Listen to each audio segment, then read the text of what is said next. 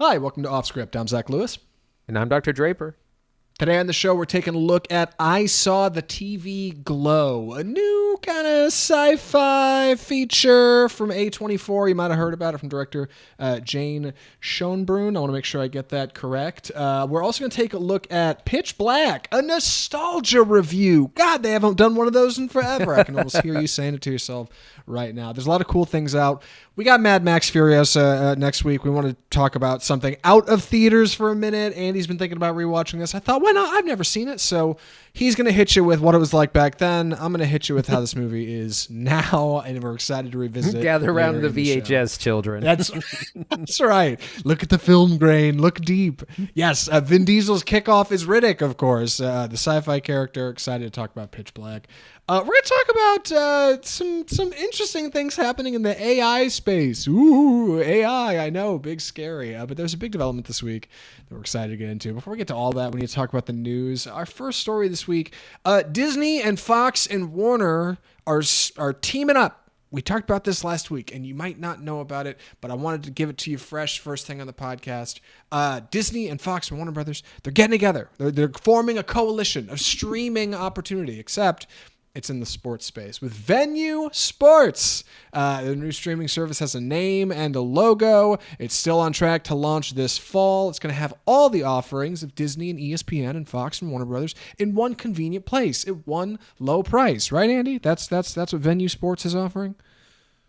Yes. Well, we don't exactly know the price point just yet. Has yet to be revealed. But we're in the era of streaming consolidation. That's the next step in these streaming wars are the big studios recognizing that they have to kind of work together to maybe make this profitable. And obviously, we're a film podcast, but this is kind of in the realm. You got these two big studios developing a sports app, which is, again, called Venue Sports, VENU, continuing the trend of tacky app spellings.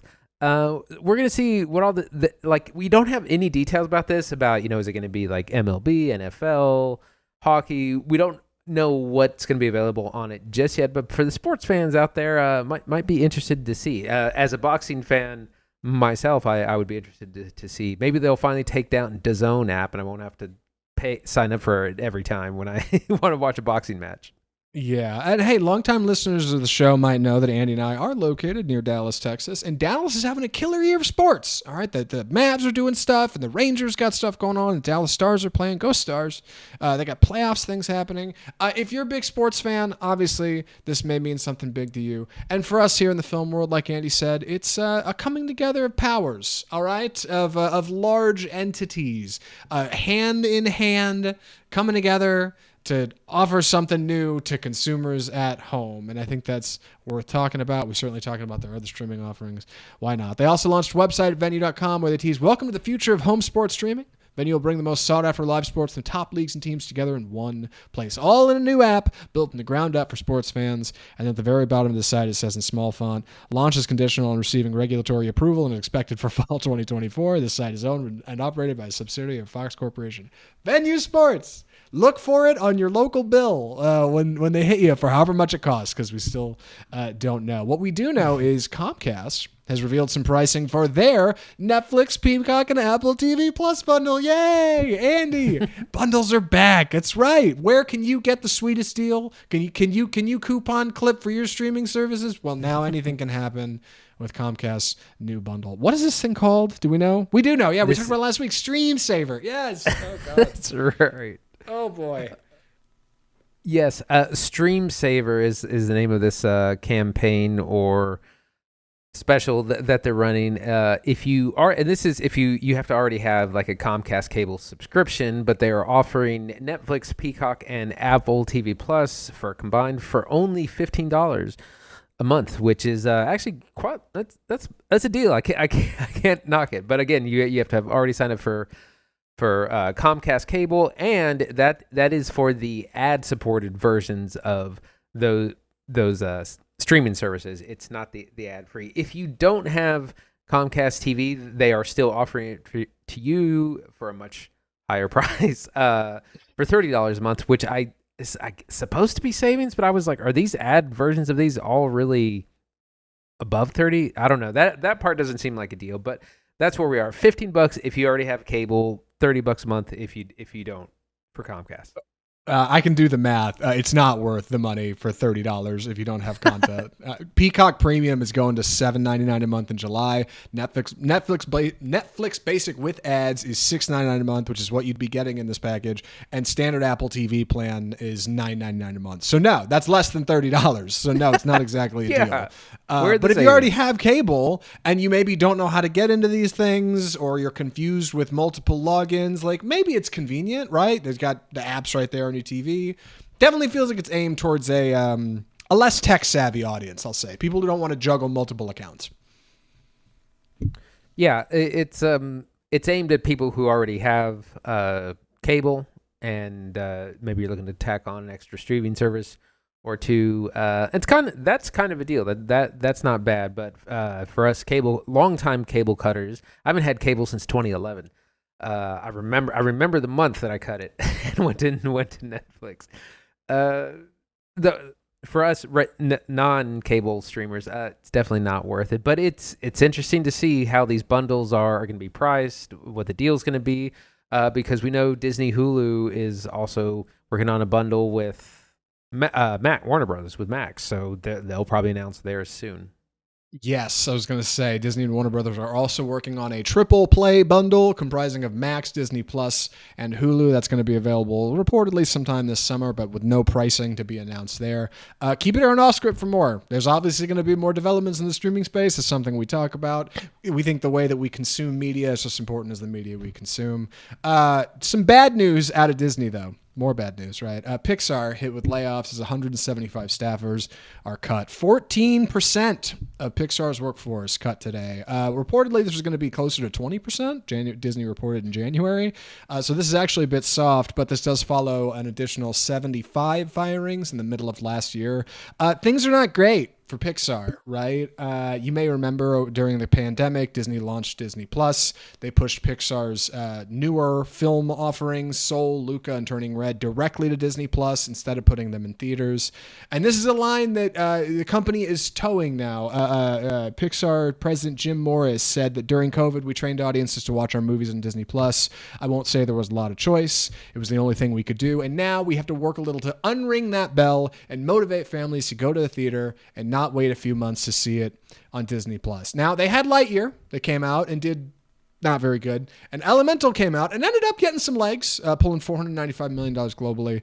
Now they've got Inside Out 2 coming, and Elio, which is original and could be something great. But Andy, any hot takes on maybe what's going on at Pixar and possibly some strategy ideas for growth for Disney here? What do you think? I've got a couple. Well, it seems that Pixar is being sacrificed on the altar of Disney Plus. One of the decisions to have all those films, like Turning Red and Elio and Soul, not Elio, I can't remember, the Italian one, to have all those, Luca, thank you, to have all those go to Disney Plus, was part to support the streaming platform, and that really hurt Pixar in the long run, because then audiences stayed home and they're not coming out, not supporting the movies as well. So it's been real rough. And now Disney's actually cutting back on production, cutting back on series. That has a lot to do with why they're cutting the staff, is because they're not making the kind of Pixar series or some of the other series that they were going to use Pixar for. So man, it was great when Disney bought Pixar. I'm sure it was an awesome couple of years, but man, look at them now. It just feels so much to me like the one of the fundamental tenets that Disney as a company was built on was innovation, right? Creating feature film length animation with Snow White and pushing the boundaries of what's possible in the medium again and again through the Disney Renaissance with new writers and new directors and new animators, like growing what's possible in the space. And then Pixar stumbles into Disney's hands, and it feels like maybe the next generation of that, right? Like computer animation animation and going further and telling stories that we can't get any other way.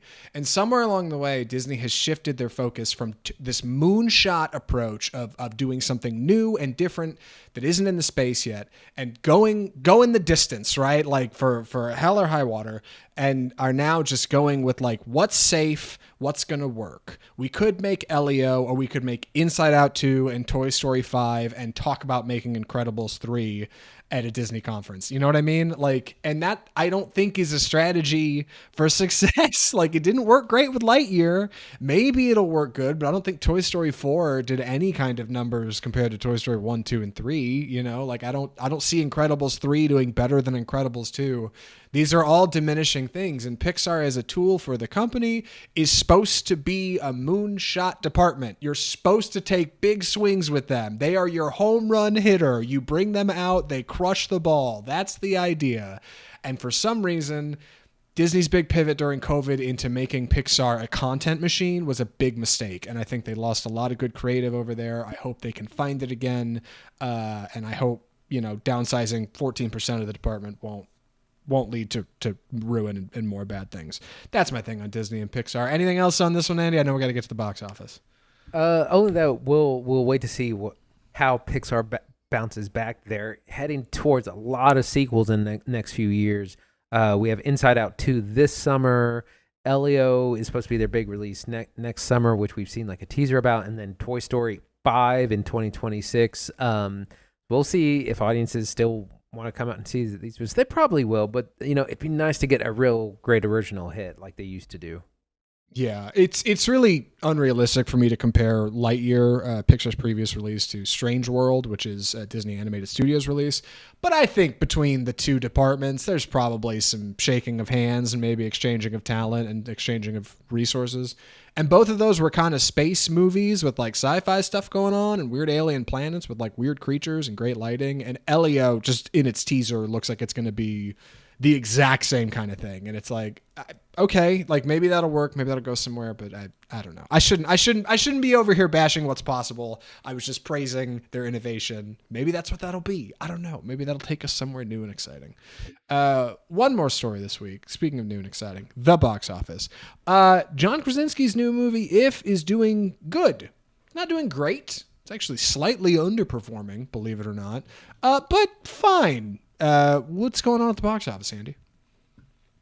Right, John Krasinski's If, which stands for Imaginary Friend, opened at $35 million, a little bit under the $40 million projected. Still kind of low for this was a $100 million animated film. It's gotten kind of mixed reviews. It's been called a little bit kind of a ripoff of a couple of Toy Story films, just not very imaginative.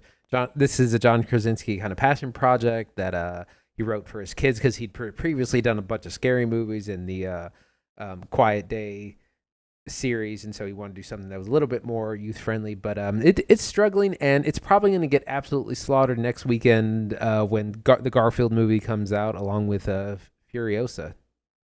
Yeah, I'm not too surprised If didn't do that good. It just looks like it didn't really have a good.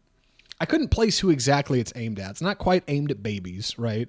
It's not quite aimed at like young adults either. And I felt like maybe it had a bit of a millennial thing going for it because there's a bit of nostalgia with connecting with these old imaginary friends.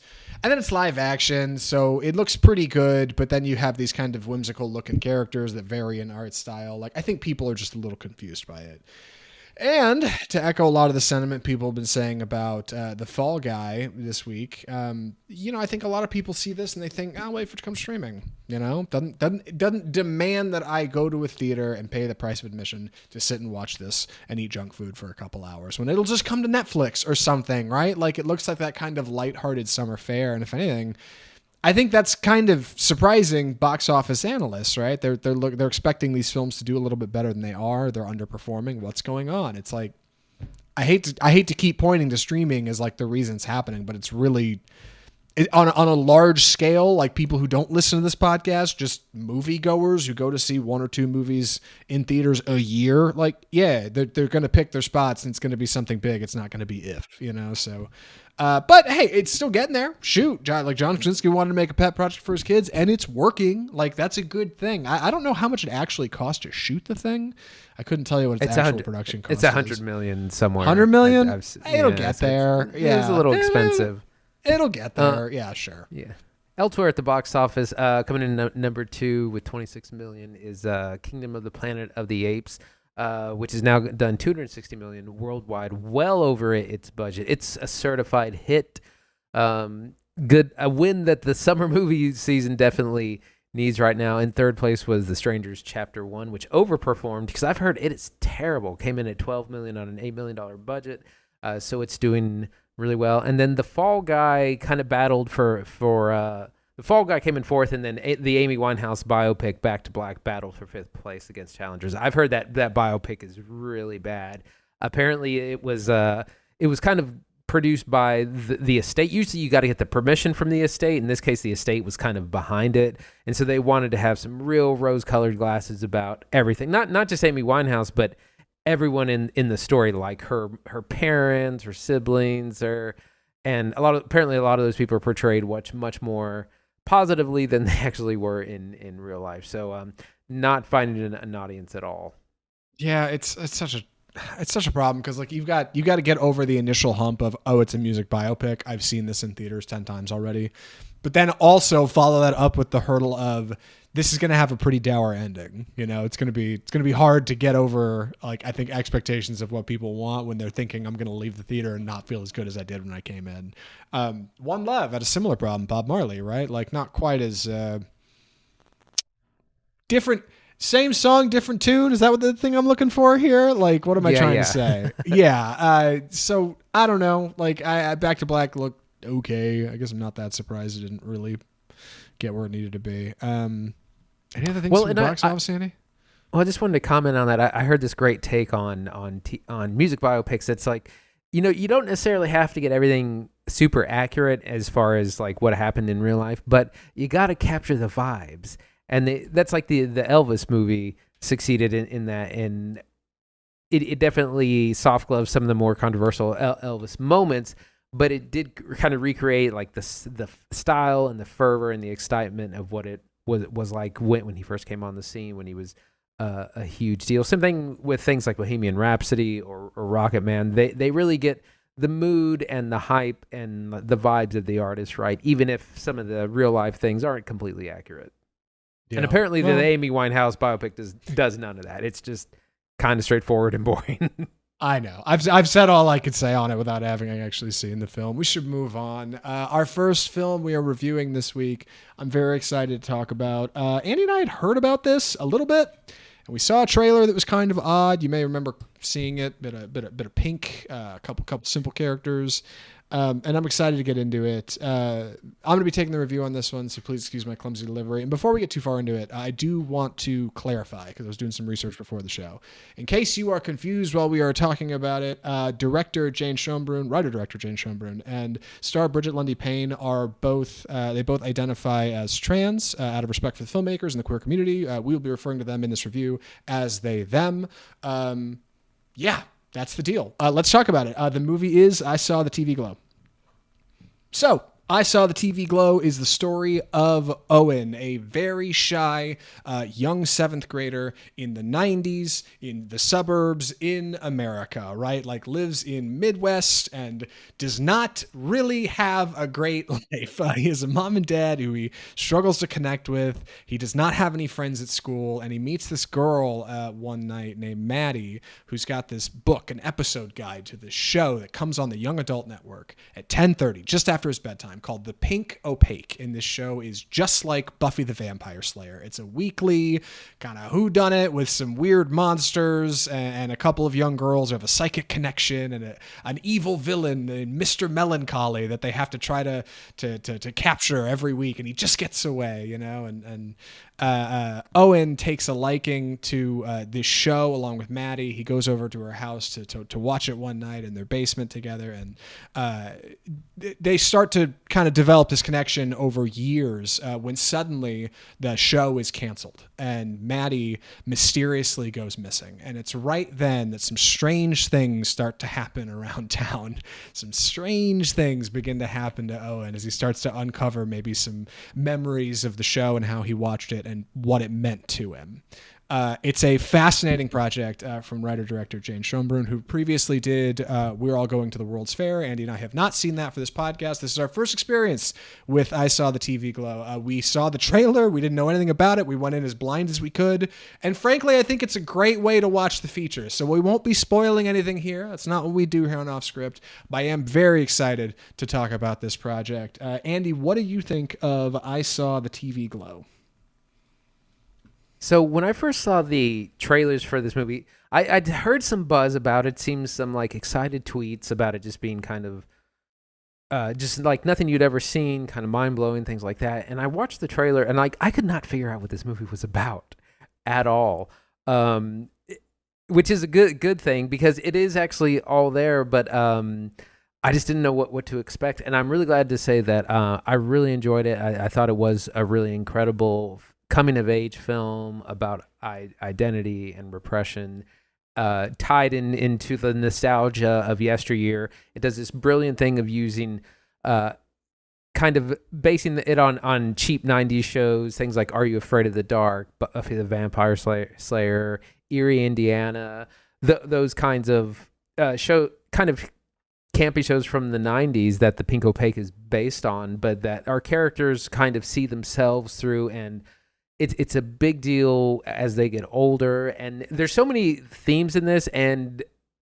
it could have been handled really poorly, or it could have meandered, or I just didn't know what I was getting into. But man, it really blew my mind, and I've been thinking about it like every day since we saw it. It's that kind of thing where it's just so profound and so moving and effective that it's just been sticking with me for the last few days.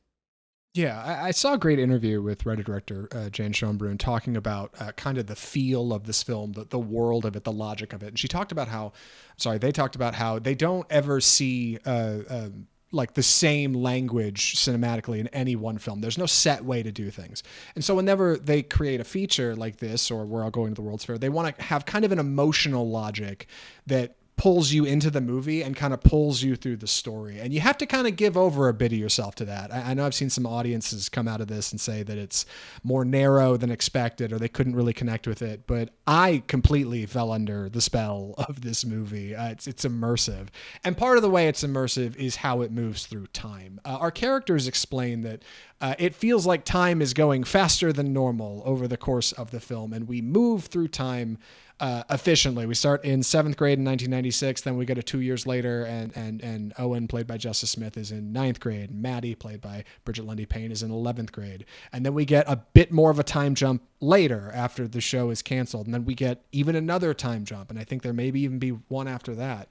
And as this happens, our characters are changing, right? The world around them is changing. Our young characters are growing up. They're expecting to get a job and move out of their house and find a family, like all the kind of normal expectations that would come with being an American child that is growing up in the 90s and early 2000s in America.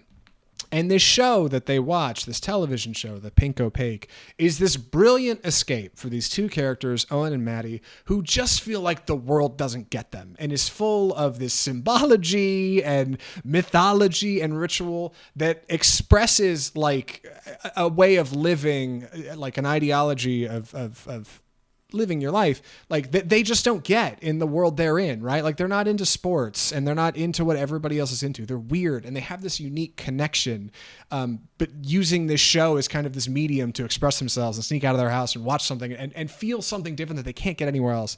That is so unique, like to me and Andy and people who consume a lot of media, because I think a lot of us felt that way growing up, you know, like you find a movie you love or a show you love that you really connect to. What's fascinating is how that show is used as a device for these characters to like experience change over time, because the show is pretty consistently the same, but the way they perceive it when they're kid versus middle-aged versus adult, like that is different, and that shows change in who you are, and that's something that Owen and Maddie are really struggling with in this movie.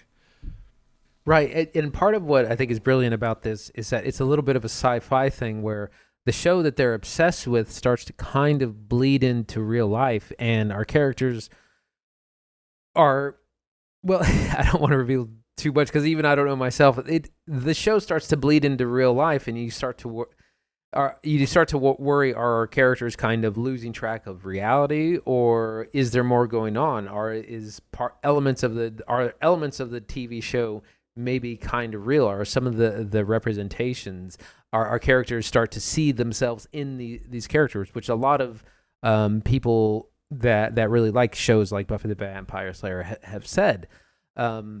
And I was listening to a podcast about vampires across media, and it was funny because Buffy the Vampire was brought up, and one of the themes was like vampirism as like an analogy to closetedness, because you have to stay in the dark, you have to stay hidden, you can't be who you are, and so that's part of the reason things like Buffy have been so endearing to this crowd. But there's kind of a sci-fi element of like, is that show real, or is it becoming real, or are our characters kind of losing their minds? We don't really know, and we don't ever really find out, and that's one of the fascinating things about the movie. Yeah, our cast we got to talk about. Justice Smith as Owen might be turning out his best performance of the year. Incredible work from Justice Smith. And I know we've seen him previously in Dungeons and Dragons, Jurassic World. I just saw something else on IMDb he was in that we watched. Detective Pikachu. Yeah, that's it. Detective Pikachu. He was in that, and he's fine in all those movies. It's kind of like this older nerd. The American Society of Magical Negroes, he was just in just a couple months ago. He's playing something totally different. He's a character who is so shy and soft and so afraid of his feelings that he doesn't want to face them, and he doesn't want to look at like how he really feels and who he really might be inside. Meanwhile, Maddie, played by Bridget Lindy Payne, is lonely and maybe doesn't really understand that loneliness in the way other people does, but wants to see herself in a different way and believes herself to be something new and entirely different, and she wants to go out and find that, and Owen is scared of it. He is scared of going out and finding something new. He wants to stay home and be safe with his family and his mom, and Maddie meanwhile has nothing to lose. Like she's like, I'm gonna go out there and figure it out and find out who I am. So when the show unexpectedly comes to an end, that creates like a really cool little mystery through Act 2 and 3 of like, well, what happened exactly, and what did that mean, and what do all these big visuals mean? Because this film is chock full of giant visuals that I think nearly all work. At first, let me tell you, I watched this movie. There was some point where I was like, this is too much. This is indulgent in a way that I'm not into. But like by the time it hit credits, man, I was like, it totally works. Like it really works. It works really good. It's a really, really incredible machine Schoenbrun's put together here. Yeah, the performances are top notch. And again, Justice Smith is, I mean, he's kind of an A-list actor. He's been in these big franchise movies, worked with, like, he's a well-known Hollywood actor at this part. And so for him to take on this project, I think says a lot about him. But we have this fascinating performances from both of our characters who are written as though they're on the spectrum. They have such a hard time communicating even with each other, and like they don't look anyone in the eye, and they're very uncomfortable. And the show is kind of the one thing that bonds them, even with each other. They're not very comfortable with a lot of times, but the show bonds them to that. There's a point where Owen can't really watch the show because his parents won't let him stay up late enough, and so Maddie starts recording it on VHS tapes and sending him for him to watch. And so there are gestures at how good of friends they are. She does this thing that's a lot of work, but they're still very uncomfortable when they're around each other, and that's why it's kind of heartbreaking when Maddie disappears, because she's his one friend, or sorry. But yeah, Maddie's his one friend, and it's just Owen doesn't really know what to do after that. Like he's awkward, he's uncomfortable, he's not good with talking with anyone. He's awkward at home. So just really incredible performances by our two leads. Yeah, also like a unique like expression of like repression of trauma. Both of these kids have problems at home that they don't express. And it's painful because I think every kid like has the idea of like uncomfortability that they can't share with others. They're private. It withdraws you from the world, right? And like them having this kind of thing that they can connect with and they can bond over is wildly important. Like, not only for these characters in the show, but I think for like creatives in the world who don't understand that within themselves. And Owen is such a great foil for those audience members who maybe have not committed to something large or have not kind of had a conversation within themselves about how they feel or what something really means to them. And I think that like strikes a unique emotional connection with audiences. Like, I've seen a lot of people saying this movie is incredibly powerful. I've seen other people saying, oh yeah, it's just a send up of like old nostalgia shows, right? Like, I liked Buffy then and now it's not as fun as it used to be, but like, I still think it's cool. And like, I guess that's a read, but I think that's one theme of like a film that is so much larger and more creative. And I'm really stunned with the work here. Really great soundtrack, a lot of really cool artists. Actually, I've been listening to it over the weekend, along with the score from Alex G, which is full of synthesizers, lots of fun, very technical. Like, I love the sound of it, great lighting. And I saw the TV glow. I don't want to talk much more about the plot because I don't want to give anything away. Andy, where are you at? How you feeling here? I want to talk about visuals just a little bit. We have some really stunning stunning visuals, and this is an indie movie. It's definitely made on a budget, but director Schoenbrun is doing what they can to really bring us some really startling imagery. There's a great one of this. It's kind of the poster child of it, of an ice cream truck that's on fire, and there's a pink glow behind it, and there's a green glow under it, and there's smoking, and it's at night, and it looks just really, really cool. There's another great part where there's a power line down, and that's sprinkled all throughout the show, where, again, it's like the visuals from this TV show are bleeding into real life. And like that stuff, it just works really well. There's a scene where they're inside this kind of planetarium thing that slowly lights up over time. That's also good. So I think the director is doing a ton with what looks like is a shoestring budget. I know, like that's ultimately what I think feels so refreshing about this movie. Like, not only another banger from A24, but like that you're doing so much creatively with so little. Like, reminds me of like, you know, early Wes Anderson kind of stuff. Like, very little on set to make it work, but just like clever interaction with the camera and the audience and gaze, how characters look at the camera, a bit of narration on occasion from Justice Smith's character Owen. Like, I think that stuff draws you in and doesn't let you go, and is such a great setup for this brilliant monologue from Bridget Lundy Payne at the end of the feature. By the way, I've never seen her in anything. I've never seen them in anything. Yes, we have. She was in Bill and Ted Face the Music.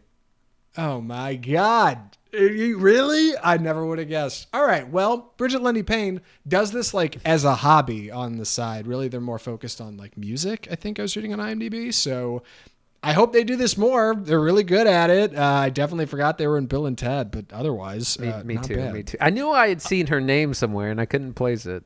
I think you're right. Yeah, I couldn't quite get it either. Andy, any other thoughts before recommendations? I'm ready. Andy, would you recommend I Saw the TV Glow? I absolutely would. It's definitely bold cinema. It's got some really bizarre, kind of surrealist elements to it, but it's a really powerful story about coming of age, about repression, about the media we consume in our youth and how that affects us throughout our whole lives. I had no idea what to really expect from this when I came in, but it was mind blowing. It's been stuck with me since I saw it. I want to see it again and get just a better take after knowing where it goes. So highly recommend. Yeah, same boat. This movie rocks. I want to go see Schoenbrun's previous work. We're all going to the World's Fair. I like this line that they said in an interview. They said, they want to make movies that feel like a warm hug. They want to make movies for the people who listen to sad songs because sad songs make them feel better. Like, they want to make projects that like feel expressive on a human level. And I think that's what this movie does. Like, it's nostalgic, it's honest, it encourages you to be honest with yourself. So it's easy for me to get on here and tell you, honestly, I saw the TV Glow rocks. You should absolutely go see it. It's really cool. Go see it in a theater if you can. Don't wait for this to come to streaming. Like go spend the money. Support independent artists. This movie's cool. And with that, we should move on to our next segment of the episode. I said at the top we're going to be talking a little bit about AI. I don't want to give away the headline. Andy, what are we talking about this week? It's time for the death of cinema.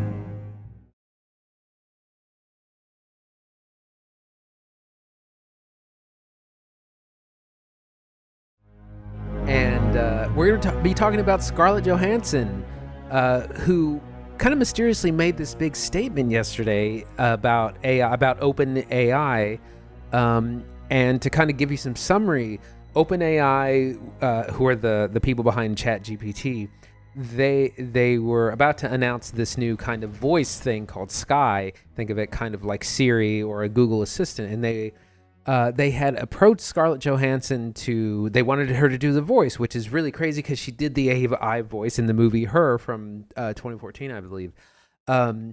Johannson said no, she wasn't interested in it for personal reasons. She didn't really say why.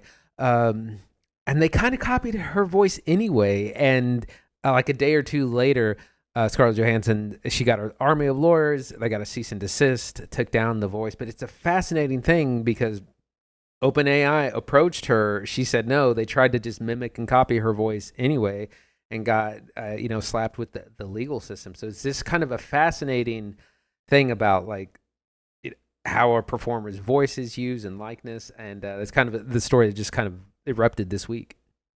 I do want to talk about like the larger implications of using somebody's voice in perpetuity, it seems, as the voice of an AI, especially a celebrity like Scarlett Johansson. But first off, I just want to take a moment to address absurdly like how poorly OpenAI founder Sam Altman has handled this whole thing. I can appreciate him reaching out to ScarJo and being like, hey, I saw your work in Spike Jonze's 2013 film Her, which is also solid, by the way. You should definitely go check out Her's underrated. It's a good movie. But I saw your work in that. It inspires me to go do the things I do and work in the AI space. And that's great. And that's very meaningful. And she says she thought about it. She's not going to do it. So then OpenAI specifically said that they got about 400 potential voice actors to do a few of 5 or 9 different voice patterns for OpenAI, right? And they whittled that down to like 14 voice actors that they liked. And then from that, they took a selection and they created these voices. And that's where they created Sky, which is the voice that ScarJo is pointing out. But what I think is really funny is that just a couple days before the OpenAI demo comes out with Sky's voice on it, 2 days before, Sam Altman again reaches out to ScarJo's people and says, please, would you reconsider? It'd be really cool. And they said, no, we're not doing it. And then 2 days later, the voice comes out. It sounds so like her. I wish we could play it for you here. I thought about it. I think it'd get pulled from YouTube. I'm not going to play it. I don't want to get copyright flagged or anything. But you can Google it. It's not hard to find. It is shockingly similar. And do they have a case? Does she have a case? What do you think here? So interestingly enough, this has already actually been settled. This is settled case law, which I just found out about today. Let's learn about Bette Midler versus the Ford Motor Company from 1988.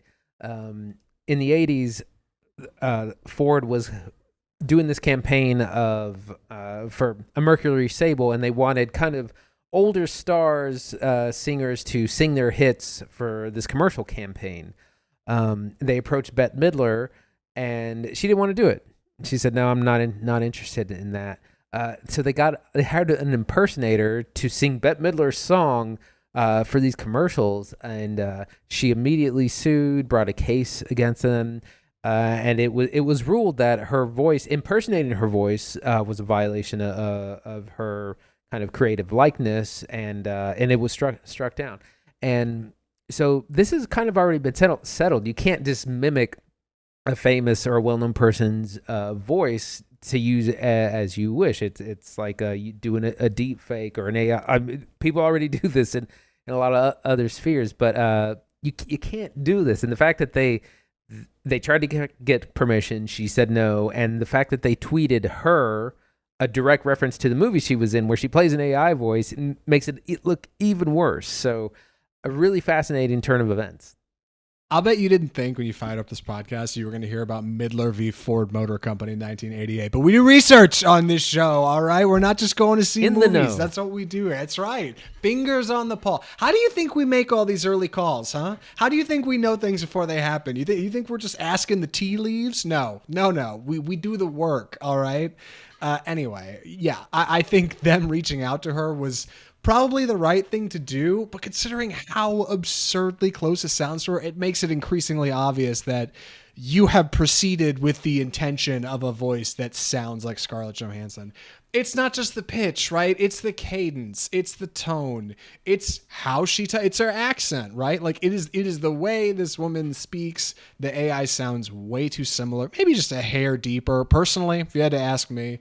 But I honestly, I feel like you could line up a jury and put headphones on them and play samples of voices from ScarJo versus this AI and see if you could just be like, do they sound similar? Do they sound like they might be the same person? Could they even blind identify which is which? I don't know. Obviously, it's left for higher minds to decide. We're not a legal team here on Offscript, but what I do know is, dude, that AI sounds just like her, and I think they're in trouble. Like, come on, there's no way they're getting out of this, right? She's a high profile individual. It's not going to help them if she comes out blasting Sam Altman and OpenAI. And if anything, this is the woman who won a case against Disney for Black Widow. It's quietly settled out of court. Disney, the House of Mouse. She took them on and won. There's no way I'd be picking a legal fight with these guys. Right. And I think one of the fascinating things about this whole deal is what actor actually wants their voice attached to this thing. It's not like what was it, Garmin's or those old GPS systems where you could change the voice to be like a famous person if they, I think it's a really dangerous thing because who knows what ChatGPT is going to turn into or what it's going to be used for. And if it turns into, something really negative or something like that, and you got your voice is the one attached to someone doing terrible things with the AI, that's not a position you would want to be in. And I'm sure Scarlett Johansson probably felt the same way, and other actors we should be hesitant to do the same. Well, I think you got it exactly right. Who exactly would want this? And it's worth mentioning OpenAI is kind of one of the leaders in the AI space. And they put out a casting call for AI voices, they only said they got 400 submissions.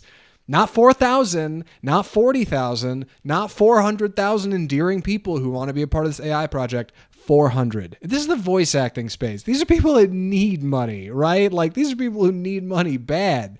400. That's it.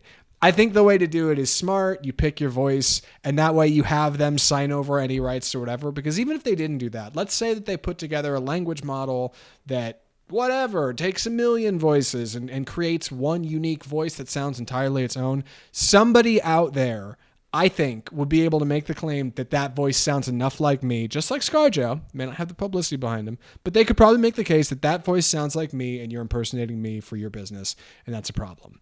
Like, AI is a weird space, and obviously there's a lot that needs to be determined and how things will be used. But one thing's for sure, you can't ape ScarJo and expect to get away with it. It won't happen. Like, she will not let you get the best of her. Good for her, I guess. I don't know. Keep it on off script for more. Any other thoughts on AI and ChatGPT, Andy? I think I'm ready to move on. Well, with that, we should move on to the final review of the episode. Like I said at the top, bit of a nostalgia throwback this week. I'm excited to talk about it.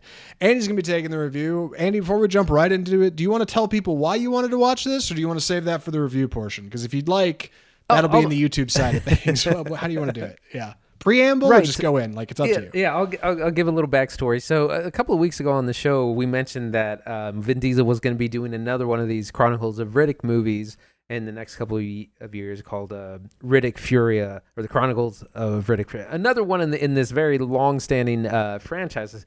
So I thought we'd go back to the original 2000 movie, which was a bit of a cult hit at the time, back when you could do that sort of thing on via DVD, and just take a look at this kind of time capsule of a movie. Yes, and I'm excited to talk about it because, like I said last week, I haven't seen any of these Riddick movies. I haven't seen any of them. So, first for me, I definitely missed it when it came out. I think that's all I got to say. Andy, please take it away. Pitch Black. So, reaching back into antiquity of the year 2000, there was a time when films would go, what we would say is viral now, become a cult classic simply through word of mouth and DVD. Because a lot of times smaller films didn't get big wide releases. I'm reminded of things like Christopher Nolan's Memento, Pitch Black, other things at the time. A lot of things just kind of went viral through DVD, which doesn't really happen as much anymore. And this was one of those features. It was one of Vin Diesel's earliest starring works, and was directed and written by David Twohy, who was a 90s kind of icon. Check out this list. He wrote The Fugitive, Terminal Velocity, Waterworld, G.I. Jane, and then Pitch Black was kind of his last big hurrah. But I mean, those are kind of staples of the 90s. So he's also the director. Let's get into this story. So it's a sci-fi survival story where this kind of passenger cruiser spaceship crash lands on a desert planet, not Tatooine for once.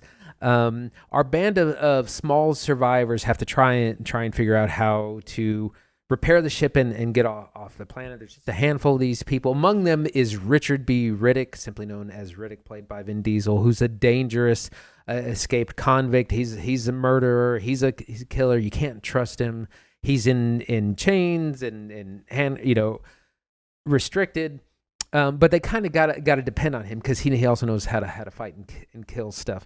Our band of survivors stumbles upon this research installation that's completely abandoned, but everything's working because it's all solar powered, and there are 3 suns on this planet, so it's fine. They're trying to repair their ship, or they're trying to find a way off this planet, and they quickly realize there is something underneath the ground, something that moves in the dark where they're not safe. They're not too worried initially because it's like, hey, this is a place of perpetual sun, and these things just like the dark. But through a solar model at the research installation, it shows that there will eventually be an eclipse, and that it's coming up eventually will shield the planet in total darkness, and all of these monsters will come out. This is where they enlist Riddick to help with the search and rescue operation and to be able to fight these things and kind of gather our troops to get off the planet. That's our story. We have really, sometimes we have good visuals, but there's a lot of style. The writing is real solid, and it does a lot on a much smaller budget. So, Zach, what do you think of Pitch Black? So I didn't know what to expect going in. I know there are three of these Riddick features, and then an animated movie and a video game. I know that they've kind of been trying to get things moving with them, but ultimately, like I just knew them as Vin Diesel vehicles. But I remember hearing that Pitch Black was good and has like a 90 something on Rotten Tomatoes, and I thought, okay, I'll go back and kind of see what this is about. And let me tell you, Pitch Black has a really fun opening and a really fun close and a really cool setting and world. This idea of these kind of almost like space truckers falling out of their shipping lane and ending up on this planet. They don't know where they're at. You get your kind of big vehicles gone wrong. We all got to fix it and get out of here, a la like Poseidon Adventure, Titanic, Society of the Snow, which we watched just last year, right? Like big plane crash movie. Like all that's really fun. And I love the way that everything is dialed up in the world. We don't have one sun, we have 3, right? We don't have one like evil entity to deal with. We have multiple. And also we're not completely helpless. We have a couple of basic weapons along with this super weapon functionally of a man, Riddick, played by very young Vin Diesel, who is turning it on and doing the work. And a decent cast. Rhoda Mitchell plays Carolyn Fry, kind of our lead, who was also in those Silent Hill movies. She was the lead in those. Cole Hauser is William J. Johns, who is Riddick's handler, bounty hunter, and Keith David. Believe it or not, Keith David's in Pitch Black. I had no idea. As I'm going to butcher this, Abu Imam al-Walid, who is a very religious man, very devout, has 3 sons, and is a big believer in God and what will happen. And boy, it creates a big boiler pot of potential. I think where the film is maybe weaker than its other early 2000s counterparts is in its budget, because it's like 20 million, I think maybe a little bit more they had to shoot this on. And then just, I think some of their struggles. I was going back and watching some interviews with David Twohy, and he was saying that like it was like a nightmare to film a lot of this. They shot it in Australia, South Australia. Got what wasn't actually as hot as you'd think. It was actually like 50 degrees on set. They had to spray water onto people to make them look like it was hot. And apparently a lot of issues in production make the middle part of this movie a bit messy in the visuals and geography. But Andy's right. Like, on its face, to hear the pitch for Pitch Black, to hear where it goes, hear the beats in an elevator, it works great. Like, the opening ship crash, watching this, I was like, this feels like Alien. This feels like James Cameron. This feels like something big, Ridley Scott. Like, I was surprised that it doesn't, like, ascend to those levels. And I think I see why through the later parts of the movie, but like still super fun, creates a really great setting for multiple films to come from. And I know David Twohy is working with Diesel on the next feature, whatever that's going to be after Fast and Furious 11. So like there's more story to be told in the Riddick universe. Crazy. Right. Where this really excels is in its writing and the script. It does drag a little bit in the middle sometimes, but we have a lot of drama between our characters. We have our kind of captain figure, Carolyn, played by Rhoda Mitchell. She initially wants to, when she has to try and save the ship as it's crashing, and she initially wants to just like dump the passenger bay and be like, I'm not dying for these fools. But no one really knows that about her, and so she's kind of keeping this secret. And as are many of the people on board. Riddick himself is a mystery, but he's like warrior poet. He's very like slow and calm, and he does that very low growly Vin Diesel voice. But there's just a lot of drama that goes on. There's some philosophical elements kind of talked about. Like the script is punching above its pay grade, and that's where I think it's strongest. It's funny. I know where it comes from. David Twohy was supposed to write an Alien movie. That's originally where this came from, Alien 3. And Alien 3 would go on to star Sigourney Weaver, and David Fincher would direct that. That's Sigourney Weaver crashing on like a prison. I don't even think it's a planet. Is it a planet? Colony? Whatever. Yes. But at the time, 20th Century Fox was looking for something to unglue the Alien franchise from Sigourney Weaver and our female lead. So they thought, let's flip it for script write-ups. What if we had a male lead for a new Alien movie? And David Twohy was one of the writers who came in to kind of take a swing at that. And that's where he kind of cooked up what's going on here. They ended up going in a different direction. They decided they wanted Sigourney Weaver. Obviously they pivoted, and he had kind of pivoted for maybe what that might be. And he kind of written like a female character that could be at the front of this, which is where I think Carolyn Fry comes from. But fundamentally that doesn't work for Alien. But the influences of that are like so obvious here in its sci-fi trappings. I love the look of the ship. I love the look of their like solar bay, these cells they got to carry. And uniquely when the film starts playing with light, I love the look of these like glow sticks they got, and these goggles Riddick wears, the shotgun that Johns' character uses to kind of keep Riddick in check looks exactly like the shotgun from the Microsoft's Gears of War games. Like the feeling of sci-fi setting works so good in Pitch Black, even more so than like the outdated CGI now, some of the goofy lighting effects, like where those things don't work well. Like I think the physical trappings of the movie just look great. Like big fan of how Pitch Black looks. Rock solid, fits the time. Obviously not quite getting like Matrix level visuals, but they didn't have a Matrix budget. All right. They worked with what they had. I think it's pretty creative. Yeah, a lot of the physical sets work pretty well. You got this desert planet that doesn't, it's not like in Dune where you got these big sand dunes. It's just dry. There's just rocks everywhere. There's just nothing anywhere. It's really bright. There's a lot of filtering going on, but outside is incredibly bright because there's supposed to be these three suns. It kind of gets these shades of a lot of blue filter.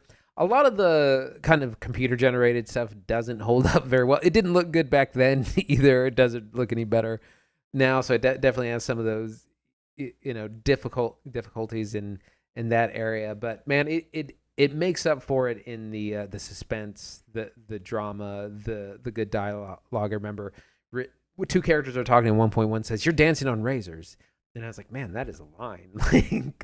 And there's stuff like that sprinkled all throughout the movie. Yeah, and it's not just the writing, but like I really like how the movie looks. I know I just talked about the sci-fi trappings, but like the lighting. I got to talk about the lighting in Pitch Black. There's 3 suns on this planet, and they're all different colors, which is really unique. And at first, that doesn't mean a lot. It's just going to be hot sun in the desert. But they intentionally like color shift all of the scenes outside to either be like real red for the red sun or real blue for the blue one. It's very dark in interiors when there's no sun out, and of course, when the eclipse settles in. And uniquely, Riddick has glowy eyes. They explain that he got some kind of surgery from a doctor that he like paid 50 credits to, so he could have, what do they call it, Andy?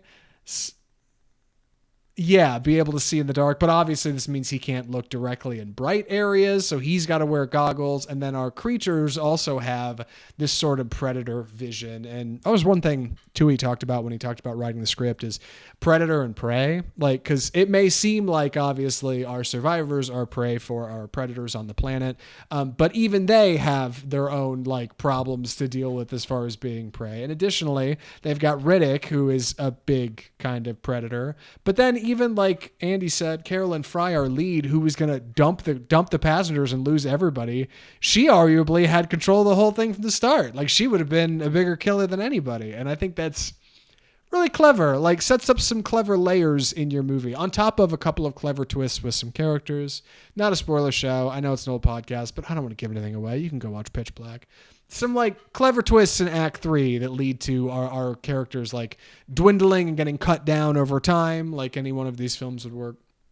And certain characters having some details come to light, I think, that would drastically change how you think of them and how the predators of the film think of them. So kind of unique, I think. Not something I expected from an early 2000s sci-fi flick. Yeah, and I think another aspect that's interesting is we get a lot of backstory kind of later in the movie, which I think was probably the basis of what they did in future movies. Because all we know about Riddick is that he's a murderer. He's escaped from prison multiple times. We've got to bring him in. And there's a fascinating conversation between him and Imam, which is the Arabic character played by, or Islamic character played by Keith David. Keith David's very religious. He talks a lot about praying and thankfulness and all that God will guide our way. And there's a whole lot of like, well, we're about to die out here. Where's your God now? And he has this great conversation with Riddick, and he was like, do you believe? Do you not believe? And Riddick has some really good lines. He was like, you couldn't be born in a trash can and at the back of the supermarket if you didn't believe. You couldn't have gone through and survived what I have in my life. And you not be some sort of religious person or believe in something.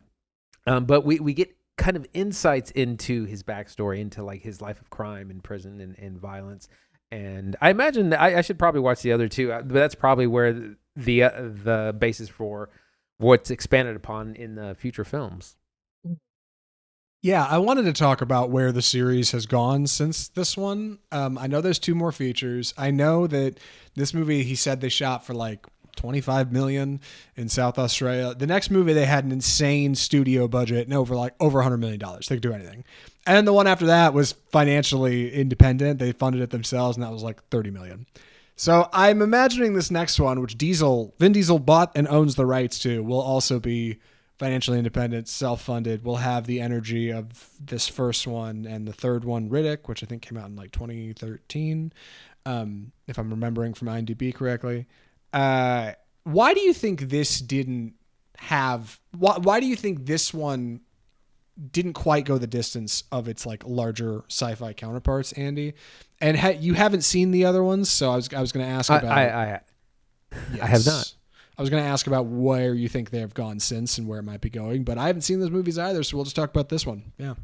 Well, again, we get a little bit of insight into the larger world. This is like, oh, you're in a shipping lane of, so it does a little bit of the alien space truckers setup. I think it gets a little bit more lore heavy. I just remember lots of like people in weird costumes from the trailer. But I mean, the other thing, when you get studio budgets that big, you lose a lot of the nuance. There's a lot of suspense in this movie. There's a lot of our characters are really well written.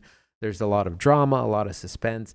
I imagine in the larger, the more expensive versions, you probably lose some of that in favor of fight scenes. Let's have Riddick be a Billy Badass and fight a bunch of people and have all these action scenes so people come see the movie. That kind of sounds like what probably happened then. I'm reminded of like Jaws. The shark didn't work, right? And Spielberg had to like pivot and like figure out what that movie was going to be without a working shark. They shot most of the movie early, and then he was like, God, what am I going to do? So they came up with ways to shoot the shark without showing anything. That's what you do on a low budget. In a lot of ways, Pitch Black has a lot of effects, but I think the darkness really helps it. I'm betting in that $100 million+ follow-up, they probably thought, ooh, now we can show all the monsters in bright, glorious CGI light. And that does not help, I think, a feature. That might make it worse. And then I don't know. I haven't seen it. I don't want to speak out of turn. What I can say is I think Pitch Black is a creative start. Like, I really do. I think it comes from a really good script. I think David Twohy wasn't too bad at putting it together. It's messy, but he wasn't directing a lot of features at the time. I think a screenwriter and a director are two very different roles. And for what it's worth, like, he's clearly got something here that works. I'd have to watch another one, I guess. I would go check it out. I'd sit through another Riddick movie. Chronicles of Riddick, I think, is the next one. Yeah, the sequel is it's available on Hulu if you're subscribed. It's also 2 hours and 14 minutes. Ooh, which Pitch Black is a 105-minute movie. It's the perfect length. It actually feels maybe it could shave 5-10 minutes off of it, but it's not too long. Over 2 hours of Riddick might definitely be too much. I can see why it probably was not a success.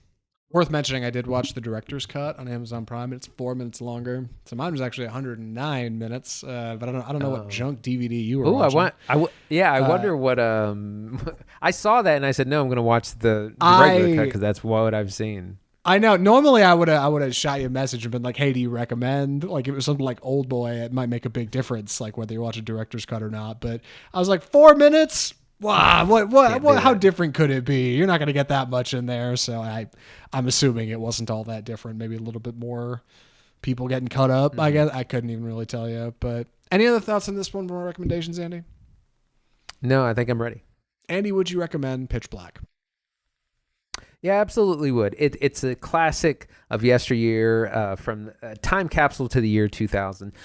We have this really interesting survival story. We have good characters in our kind of Captain Rhoda Mitchell trying to keep these band of survivors together and alive. We have the prisoner Riddick, who you can't trust, but you need his help to get off this planet. It's a creature feature. There's suspense. There's drama. The effects don't really hold up a lot of times, but a lot of the filmmaking does. So definitely highly recommend. Yeah, I'm in the same boat. I think Pitch Black's a lot of fun. I got it on VOD, but I'm sure it's on a streaming service out there somewhere. And yeah, bit of a time capsule, like Andy said. You throw on your rose-colored glasses, go back and revisit the year 2000 and see, if you weren't watching The Matrix, what were people making? And where was this going to go? A lot of potential for what's in Pitch Black. It might even be a good movie. And a good Vin Diesel performance for sure. Would recommend. Boy, and that's our episode 253 of Off Script. Andy, what are we watching next week? Witness me, because Furiosa, a Mad Max saga, is coming to theaters this Friday. I cannot wait. Our IMAX tickets already bought for this Saturday. Of course, it's going to be the follow-up to Mad Max Fury Road. 9 years... it's been 9 years since that. This is a prequel film, of course, starring Anya Taylor-Joy and Chris Hemsworth. Could not be more excited. I already have face paint. I'm doing the Imperator thing. Going to be dressing up, or not dressing up, basically just painting my face for this. Super excited. We're also going to be taking a look at La Chimera, which is an independent film starring Josh O'Connor. Not Josh O'Connell, because that's a different actor. Who we just saw in Challengers, who plays kind of skeevy Italian antiques dealer. He's kind of part of an excavation, but not like scientific. It's more like stealing old relics kind of thing. Heard a lot of good things about this. Really interested to check that out. It's available to rent, video on demand. Some other FYI releases. The Garfield movie comes out this weekend, starring Chris Pratt as the voice. That's probably nice family fun. Take the kids.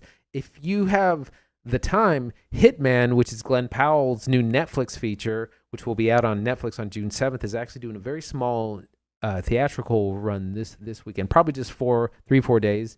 That's coming out. And then also The Fall Guy is not out in theaters, but is actually available to rent today, May 21st. If you missed that, just not 17 days ago did it come out.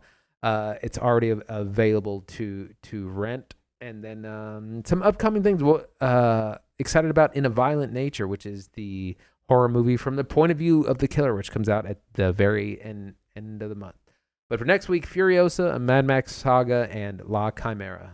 Stoked for Furiosa. Stoked for La Chimera. I've started to hear good things about that.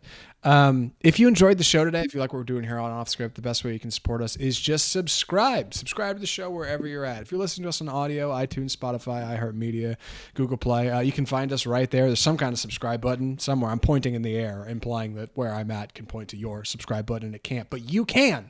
And you can hit subscribe and subscribe to the podcast. You can rate and review while you're at it, which helps us more than you know. Believe it or not. It's good podcast etiquette. Leave a rating and review for the ones you like. If you don't mind, we'd appreciate it. And maybe on other podcasts listen to too.